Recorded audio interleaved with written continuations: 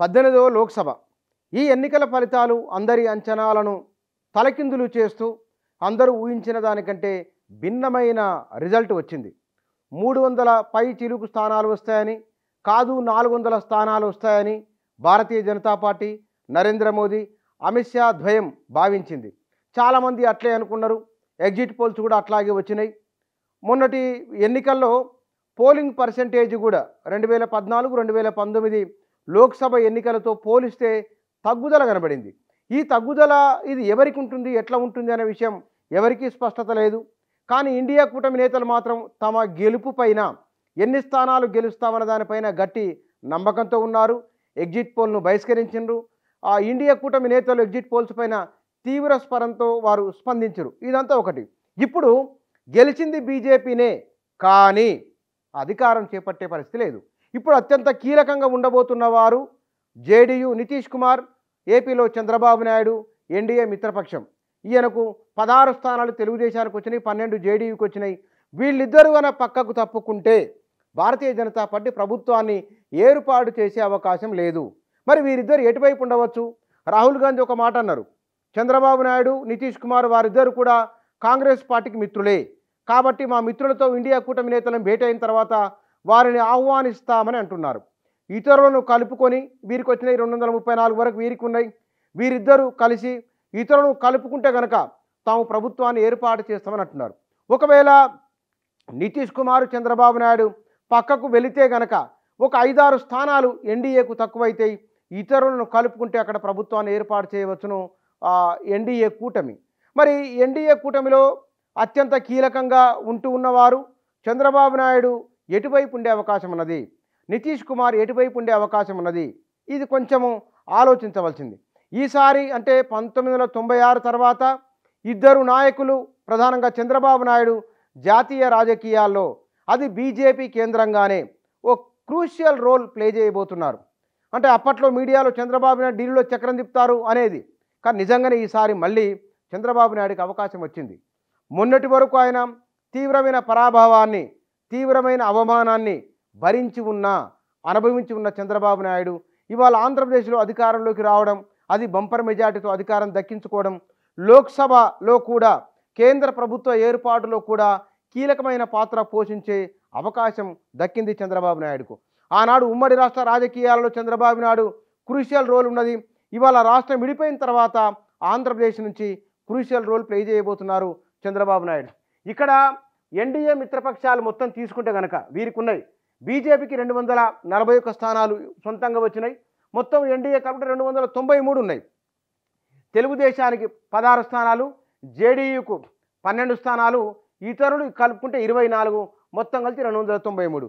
India కూటమి NDA ప్రభుత్వాన్ని ఏర్పాటు చేయవచ్చును. మరి ఒకవేళ ఈ 16, ఈ 2 మైనస్ అయితే కనుక ఏమిటి పరిస్థితి?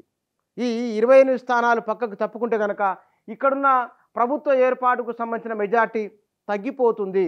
మరి తగ్గిపోతే ఏమిటి? ఆ చంద్రబాబు నాయుడు మోడీని కాదని బయటికి వెళ్ళే అవకాశం ఉన్నదా?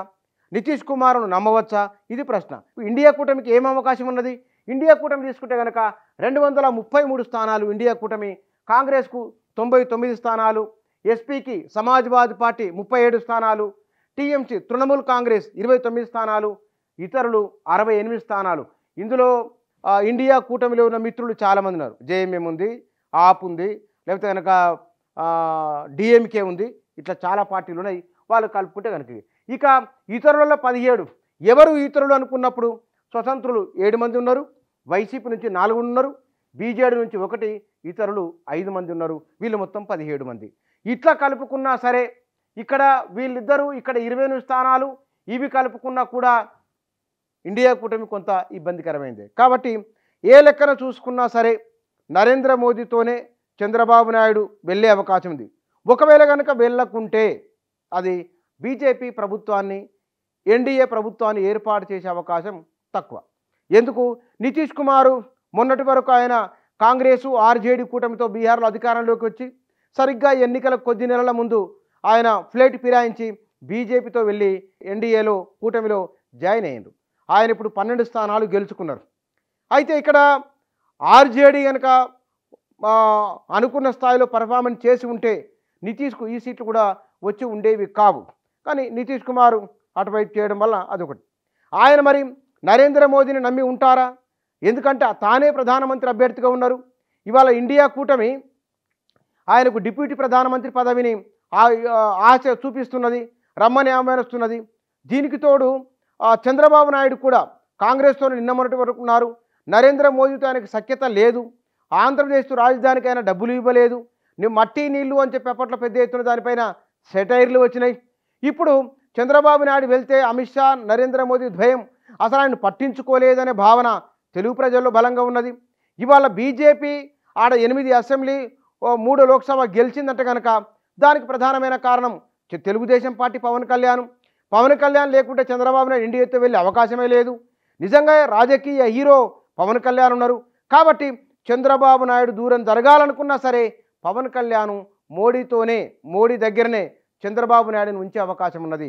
కాబట్టి 2 విషయాలు, ఈ ఇద్దరికి మధ్య దోస్తానా లేకున్నా సరే పవన్ కళ్యాణ్ ద్వారా ఒక అనివార్యత చంద్రబాబు నాయుడుకు ఉన్నది. ఎందుకు? పవన్ కళ్యాణ్తో వైరాన్ని, విభేదాన్ని చంద్రబాబు నాయుడు ఏరి కోరి తెచ్చుకోరు. ఆయన చంద్రబాబు నాయుడు జాతీయ రాజకీయాల్లోకి వెళ్తారా లేదా ఇప్పటికిప్పుడు చెప్పడము కష్టమే. ఆంధ్రప్రదేశ్కు చంద్రబాబు నాయుడు నాయకత్వం కావాలని అక్కడి ప్రజలు బలంగా కోరుకుంటున్నారు. అందువల్ల చంద్రబాబు నాయుడు నరేంద్ర మోదీతో ఉండడానికి అవకాశాలు ఉన్నాయి. కారణం 1 ఆంధ్రప్రదేశ్ ప్రజలు, 2 పవన్ కళ్యాణ్. ఇక నితీష్ కుమార్, ఈ ఇద్దరికి కూడా నరేంద్ర మోదీతో పడదు. అనివార్యమై నరేంద్ర మోదీతో వాళ్ళు సర్దుబాటు చేసుకోవాల్సిన పరిస్థితి వచ్చింది, పరిస్థితి కనబడుతూ ఉన్నది. అది రియాలిటీ. అయితే అవకాశం వచ్చినప్పుడు నితీష్ కుమార్ ఎటైనా వెళ్ళిపోవచ్చు, నమ్మడానికి లేదు. అది గత అనుభవం ఉన్నది. చంద్రబాబు నాయుడు అట్లా వెళ్ళే అవకాశం తక్కువ. ఎందుకు? ఒకవేళ ఉంటే ఆయన ఇండియా కూటమితోనే ఉంటారు. తన పర్పస్ సర్వ్ అవుతున్నారు. 1, రాజధాని నిర్మాణానికి నిధులు కావాలి. ఆయన అమరావతిని మళ్ళీ పునరుద్ధరణ చేస్తారు. రాజధాని అమరావతిగానే ఉండాలని వారు అనుకున్నట్లుగానే తన 2014 నుంచి 18 వరకు ఉన్న అభివృద్ధి నమూనాకు మళ్ళీ ఇప్పుడు దాన్ని కొనసాగించే ప్రయత్నం చేస్తారు. దానికి పోలవరం ప్రాజెక్టు జాతీయ హోదా మొత్తం కేంద్ర ప్రభుత్వమే భరించాలని, రాజధాని నిర్మాణానికి 1 లక్ష కోట్ల ప్యాకేజ్ అడిగే అవకాశం ఉన్నది. అక్కడ వివిధ పరిశ్రమల ఏర్పాటుకు సంబంధించిన నిధులు తీసుకునే అవకాశం ఉన్నది. ఇతర దేశాల నుంచి అప్పులు తీసుకోవాలంటే కేంద్ర ప్రభుత్వ అనుమతి కావాలి. కాబట్టి ఆ అప్పుల కోసమే ఆయన కేంద్రాన్ని ఒప్పించే అవకాశం ఉన్నది. ఇట్లా తన పరిపాలనకు దానికి తోడు అంతులేని హామీలు, మామూలు హామీలు కావు. జగన్ బాబు కంటే మితిమీరిన హామీలు పవన్ బాబు, చంద్రబాబు కలిపి ఇచ్చిన హామీలు ఉన్నాయి. అవి ఇంతకు ఇస్తున్న వాటికి డబల్ ఉన్నాయి. 50 ఏళ్ళు దాటిన వారికి పింఛన్ ఉన్నది. అది దగ్గర వాళ్ళు ఎన్ని కోట్ల మంది ఉంటారో మరిగా 50 ఏళ్ళు దాటిన వాళ్ళు ఆంధ్రప్రదేశ్లో అంతమందికి నెలలకు ఇవ్వాల్సి వస్తుంది. ఇట్లా తడిసి మోపెడు కాదు, మోపెడు ఎన్ని మోపెళ్ళు అయ్యే భారాలు ఉన్నాయో అన్ని భారాలు భరించాలి. కాబట్టి అక్కడ స్థిరంగా కొనసాగే అవకాశం ఉన్న ప్రభుత్వానికి మద్దతు ఇచ్చే అవకాశం ఉన్నది. దాని ద్వారా తన పరిపాలనకి ఇబ్బంది లేకుండా, నిధుల కొరత రాకుండా చూసుకునే అవకాశం ఉన్నది. కాబట్టి చంద్రబాబు నాయుడు నరేంద్ర మోదీ దగ్గర ఉండే అవకాశం ఉన్నది. లేదు కాంగ్రెస్ ద్వారానే ఈ ఫలితం చేకూరుతుందంటే కాంగ్రెస్ దగ్గరికి వస్తారు. కానీ కాంగ్రెస్ దగ్గరికి వచ్చే అవకాశాలు ఎంత మేరకు ఉన్నాయి అనేది చూడాలి. అంటే అక్కడ ఈ 17 మంది, ఈ 233 కలుపుకున్నా సరే ఇక్కడ వాళ్ళు 250, 70 ఒకవేళ అట్లా అనుకుంటే ఈ 17 మంది రావాలి, వీళ్ళు రావాలి. అప్పుడు ఇండియా కూటమి అధికారంలోకి వచ్చే అవకాశం ఉంటుంది. మరి అప్పుడు బలమైన విపక్షంగా ఎన్డీఏ ప్రధానమైన పాత్ర పోషించే అవకాశం ఉన్నది. అందులో ఇక్కడ 241 మంది వీరున్నారు. ఇతరులను కలుపుకుంటే కనుక 265 వరకు అవుతారు. వారికి ప్రభుత్వాన్ని ఏర్పాటు చేయడానికి కావాల్సిన మెజారిటీ అట్లా తీసుకున్నా సరే వారికి ఒక 6-7 తక్కువ అవుతారు. కాబట్టి ఎట్లా లెక్కలు వేసుకున్నా, ఎట్లా చూసుకున్నా సరే సింగిల్ లార్జెస్ట్ పార్టీగా బీజేపీ ఉన్నది. కాబట్టి భారతీయ జనతా పార్టీకే ప్రభుత్వ ఏర్పాటుకు అవకాశం ఉన్నది. మురుపటిలాగా నరేంద్ర మోదీ ఉండే అవకాశం లేదు. ఆయన ప్రతి విషయంలో ఆయనకు చెక్స్ అండ్ బ్యాలెన్స్ లాగా మిత్రపక్షాలు ఉండే అవకాశం ఉన్నది. నరేంద్ర మోదీ సొంతంగా నిర్ణయాలు తీసుకొని వేగంగా వెళ్ళే అవకాశం లేదు. వీరి కన్సర్న్ లేకుండా, వీరి మద్దతు లేకుండా, వీరి అనుమతి లేకుండా, వీరి ఒప్పుదల లేకుండా నరేంద్ర మోదీ నిర్ణయాలు తీసుకునే అవకాశం ఏ కోశానా లేదు. కనుచూపు మేర అసలు లేదు. ఒకవేళ పరిణామాలు ఎట్లా జరుగుతాయో తెలియదు. కాంగ్రెస్కి వెళ్ళో ఇండియా కూటమికి వెళ్ళో కొంతమంది ఏమన్నా నరేంద్ర మోదీ మళ్ళీ తీసుకుంటే కనుక దాంట్లోకి అప్పుడు మెజార్టీ పెరుగుతుందేమో తెలియదు, లేదా బీజేపీ నుంచి ఇటువైపు వస్తారేమో అది కూడా తెలియదు.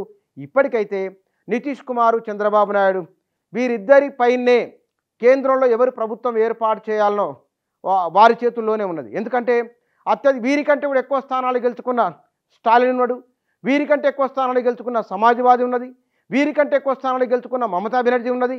వీరందరూ కూడా ఎన్డీఏకు దూరంగా ఉన్నవారు, ఇండియా కూటమిలో ఉన్నవారు, నరేంద్ర మోదీని విమర్శిస్తున్నవారు. కాబట్టి వారితో ఉండే అవకాశం లేదు. ఇక ఉన్నది వీరిద్దరే ఉన్నారు. కాబట్టి ఈ ఇద్దరు ఈసారి కేంద్ర ప్రభుత్వ ఏర్పాటులో కీలకమైన పాత్ర పోషించబోతున్నారు. ఒకవేళ కనుక వీరిద్దరూ చేయిస్తే నరేంద్ర మోదీ ప్రభుత్వం ఏర్పాటు చేయడం కష్టము. మిత్రపక్షాలు ఇంకో 5-6 సీట్లు తక్కువ వారు ఇంకేమైనా సర్దుబాటు చేసుకోగలిగితే ఇటో అటో కష్టమే. కానీ భారత ఓటర్లు ఇచ్చిన తీర్పు చాలా వేగంగా వెళుతున్న వారికి అంత వేగం వద్దు, ఆగమని చెప్పి ఇతరుల సాయం తీసుకునే విధంగా చేయడం. అందుకే వారు అన్నారు, ఉత్తరప్రదేశ్ భారతదేశ రాజకీయాలలో నిర్ణయాత్మక పాత్ర పోషిస్తుంది, మెజారిటీ నుంచి అది మెర్సీకి తీసుకొచ్చింది, ఇతరుల దయచేత ప్రభుత్వాన్ని ఏర్పాటు చేసే పరిస్థితి నరేంద్ర మోదీకి తీసుకొచ్చింది. అది శరద్ పవార్ నిన్న చేసిన ఒకానొక వ్యాఖ్య. ఇప్పుడు ఈ ఇద్దరు జేడీయూ, టీడీపీ వీరిద్దరి చేతుల్లోనే నరేంద్ర మోదీ రాజకీయంగా ముందుకెళ్ళడం, మూడోసారి ప్రధానమంత్రిగా ప్రమాణ స్వీకారం చేయడం అనేది వీరిద్దరిపైన ఆధారపడి ఉంది. బహుశా ఇప్పటికైతే వీరిద్దరూ ఈరోజు మనం మాట్లాడుతున్న సమయానికైతే వారిద్దరు బీజేపీతోనే ఉన్నారు. రేపు ఇవాళ ఇండియా కూటమి సమావేశం ఉన్నది. ఆ తర్వాత నిర్ణయాలు ఎట్లుంటాయో చూడాలి.